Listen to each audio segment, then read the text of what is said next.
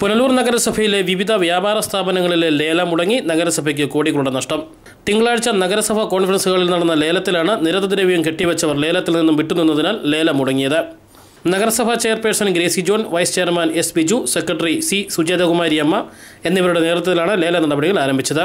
14 ലേലമാണ് നിശ്ചയിച്ചിരുന്നത്. ഇതിൽ കൊട്ടേഷൻ നൽകിയ 2 സ്ഥാപനങ്ങളുടെ നടപടികൾ പൂർത്തിയായി. മാട്ടിറച്ചി സ്റ്റാൾ നമ്പർ 5-ൽ 3,80,000 രൂപയ്ക്ക് ലേലം ആരംഭിച്ചു.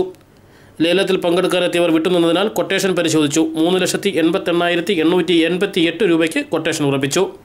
കലയനാട് മാർക്കറ്റിൽ മാട്ടിറച്ചി സ്റ്റാളിൽ വ്യാപാരം നടത്തുന്നതിനുള്ള ലേലം 1,67,000 ആരംഭിച്ചു. 1,80,000 രൂപ വരെ വിളിച്ചു. ലേലത്തുക നഷ്ടമായതിനാൽ നടപടികൾ നഗരസഭ നിർത്തിവെച്ചു. കൊട്ടേഷൻ പരിശോധിച്ചു. 4,20,000 രൂപയ്ക്കുള്ള കൊട്ടേഷൻ പാസ്സാക്കി.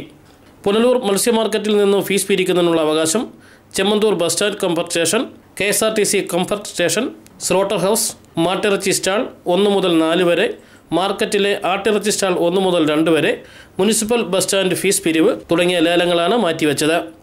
അടിയന്തരമായി കൗൺസിൽ ചേർന്ന് അടുത്ത ലേല തീയതി പരസ്യപ്പെടുത്തുമെന്ന് നഗരസഭാ വൃത്തങ്ങൾ അറിയിച്ചു. ലൈവ് വാർത്ത, പുനലൂർ.